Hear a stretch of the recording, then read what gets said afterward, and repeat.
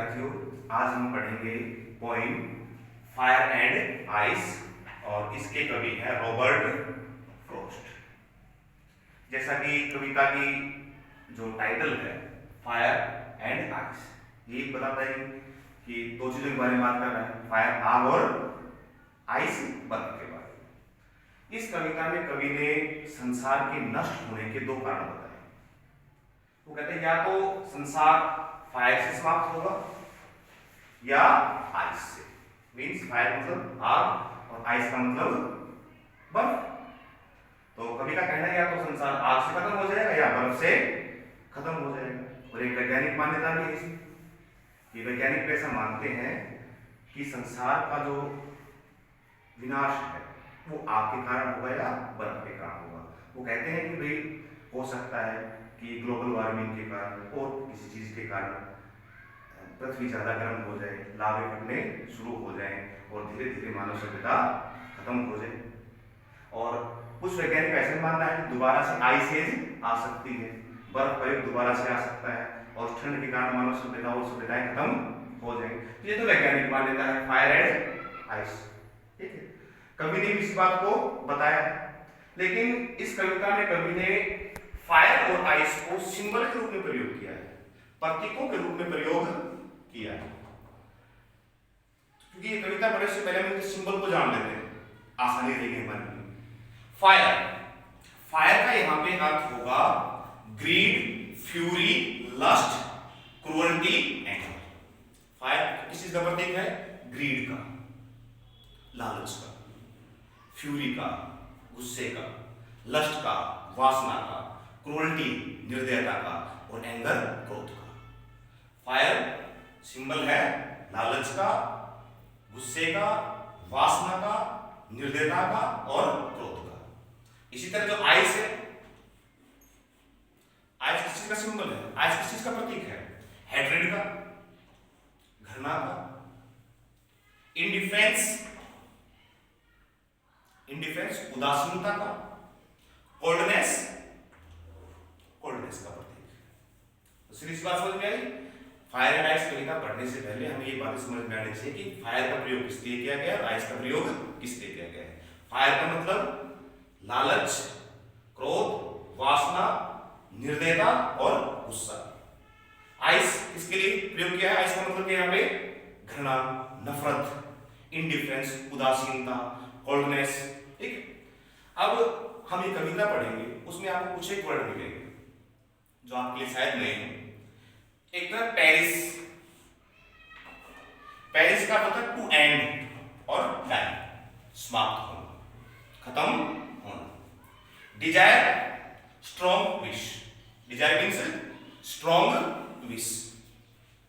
और तीसरा है सफाइस। सफाइस का मतलब इनफ, काफी, सफिशिएंट। ठीक है, तो ये तीन वर्ड हैं जो कि आपको मेरे हिसाब से नहीं लगे। पेरिस का मतलब समाप्त होना, टू एंड और टू डाई। डिजायर का मतलब स्ट्रॉन्ग विश और सफाइस का मतलब इनफ या सफिशिएंट, काफी मात्रा में होना। ठीक, अब हम इस कविता को पढ़ना शुरू करते हैं word by word. Some say the world will end in fire, some say in ice. Some say the world will end in fire. कभी कहता है कि कुछ लोग कहते हैं कि ये संसार आग में खत्म होगा, फायर में खत्म होगा। सम से इन आइस, और कुछ कहते हैं कि संसार किस चीज से खत्म होगा? आइस के कारण खत्म होगा।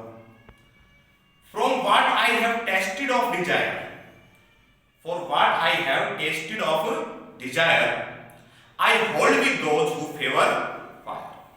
कभी कहता from what I have tested of desire, कि मैंने इच्छाओं से, स्ट्रॉन्ग विशेष से, कि स्वाद से जो सीखा है, तो मैं उन लोगों का पक्ष लेता हूं। मेरा मानना यह है कि संसार का विनाश आग के कारण होगा, फायर के कारण होगा। ठीक है, अब डिजायर, डिजायर मतलब क्या हो गया यहाँ पे? फायर का मतलब जैसे मैंने आपको बताया था ग्रीड, लालच, कि लोगों में इतना लालच है, लोगों में इतना गुस्सा है, लोगों में इतनी वासना है और लोगों में इतनी निर्दयता है कि इसी के कारण क्या होगा? संसार खत्म हो जाएगा। फायर का यहाँ पे सीधा सा मतलब ये है। और कभी कभी मानना ये, कभी उन लोगों का पक्ष लेता है और कहता कहता कि हाँ, कि मैं जो डिजायर से मैंने टेस्ट किया है, जो डिजायर से मुझे पता चला है कि वास्तव में लोगों के अंदर इतनी इच्छाएं हैं, इतनी निर्दयता है कि आग के कारण संसार का समाप्त होना निश्चित है। सेकंड पर, but if it had to perish twice, perish means to finish, to die, to end, twice दो बार, but if it had to perish twice, अब कोई कहता है कि इट यहाँ किसके लिए हुआ है? वर्ल्ड के लिए, संसार के लिए।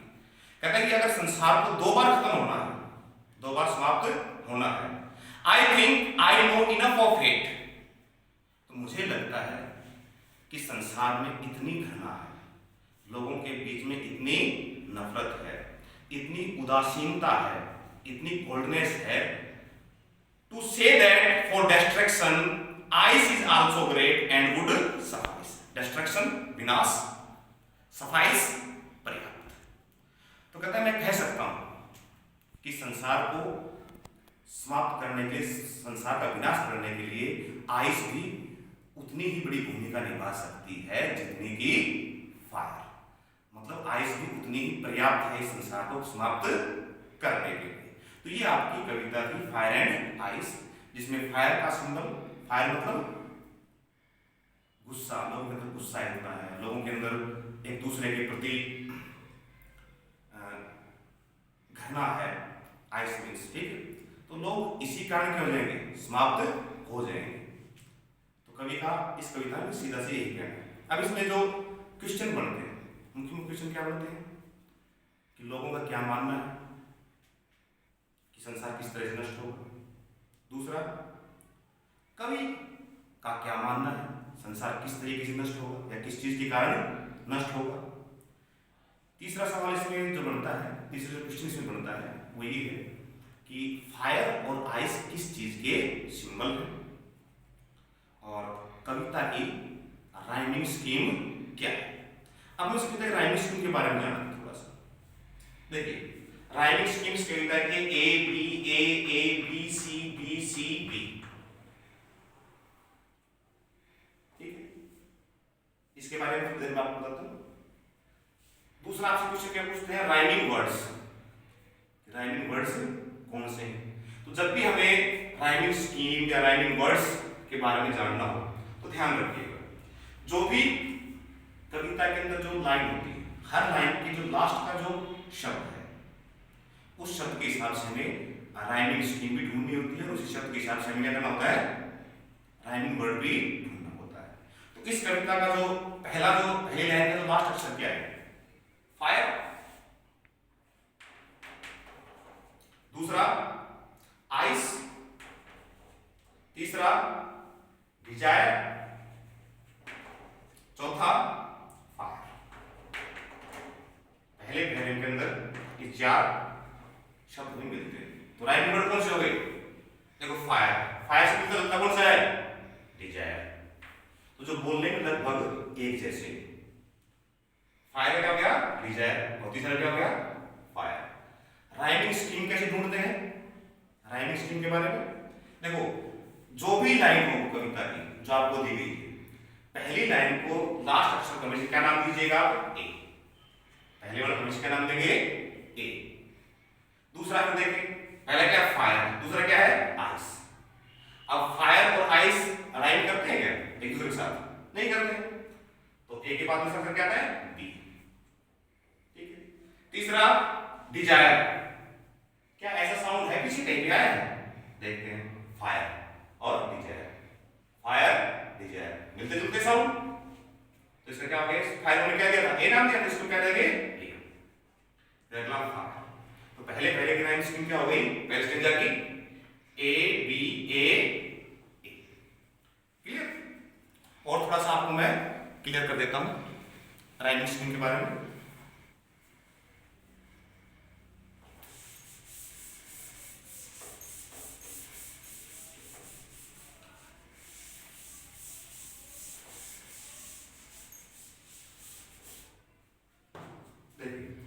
हम कविता लास्ट अक्षर लिखेंगे।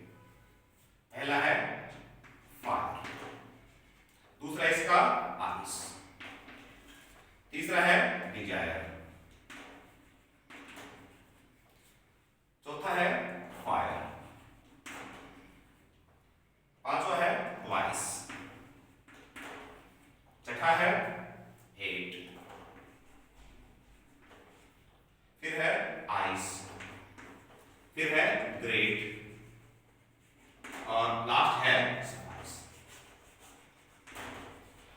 कविता में कुल 9 लाइनें हैं और उन 9 लाइनों के जो अंतिम शब्द हैं केवल हमें उनके हिसाब से राइम स्कीम लिखनी होती है। कोई भी कविता हो, सबसे जो पहला जो अक्षर होता है जो हमने लिया लास्ट का, पहली लाइन हमेशा नाम देंगे हम ए। क्या नाम देंगे पहले को? ए। उसके बाद देखते हैं आइस, फायर आइस। क्या मिलता है एक दूसरे से? नहीं मिलता है, तो दूसरे नाम हो जाएगा बी। फिर तीसरे चलते हैं डिजायर। क्या इससे मिलता जुलता शब्द है? देखते हैं पहले आया क्या? Fire desire. मिलते हैं एक दूसरे से, राइम कर रहे हैं एक दूसरे से, तो डिजायर को क्या नाम देंगे? जो हमने फायर को दिया, फायर कह दिया हमने ए, तो इसको क्या देंगे? ए। फिर अगला क्या है? फायर आया हुआ पहले, मिलता जुलता, फायर का फायर आया तो ए। ट्वाइस, ट्वाइस देखते हैं पीछे, इससे मिलता जुलता है क्या? पहले ट्वाइस मिलता क्या है? Ice twice, ice twice.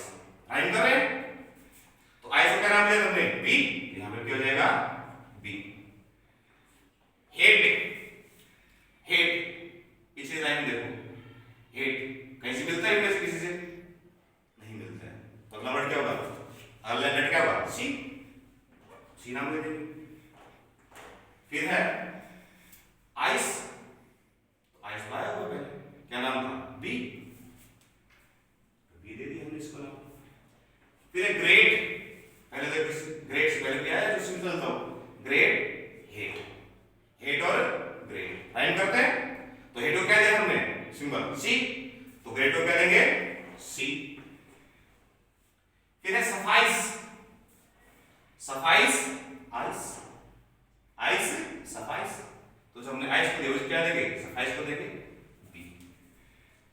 तो ये इस कविता की आपकी पूरी राइम स्कीम हो जाएगी क्या? A B A A B C B C B. हाँ, तो इस कविता की राइम स्कीम क्या बन गई? A B A B C B. Clear? अगर इस पूरी कविता की राइम स्कीम पूछी जाए तो हमारे साथ ये क्या हो जाएगी?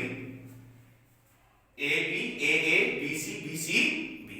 ठीक है, तो इस तरह से क्या निकालते हैं कि राइम स्कीम निकालते हैं। लेकिन अगर आपको पूरी कविता की राइम स्कीम की बजाय मान लीजिए आपको यहां तक का पैराग्राफ दिया, फायर तक का, तो आपकी राइम स्कीम क्या हो गई?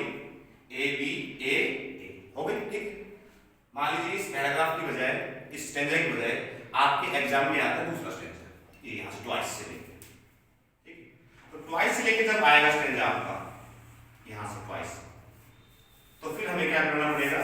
क्योंकि हमें हमेशा जो हमें पहली लाइन दिखेगी उस पहली लाइन मान के देना हमेशा में यहां से अगर स्टेंजा आपके एग्जाम में आता है ट्वाइस, तो पहले ट्वाइस पहले क्या नाम देंगे हमेशा? ए। हेट ट्वाइस से मिलता है? नहीं, बी। आइस ट्वाइस, तो ट्वाइस का नाम दिया था? A. Great hate B. Spice ice A. ठीक, अगर अलग अलग पैराग्राफ पूछे जाते हैं, अलग अलग स्टेंजा पूछे जाते हैं, तो अलग अलग स्टेंजा की अलग अलग हम क्या बनाएंगे? राइम स्कीम बनाएंगे, और वो हमेशा ए से शुरू करनी है। पूरी कविता पूछी जाएगी तो ये हमने पहले आपको बना के दिखाई दी।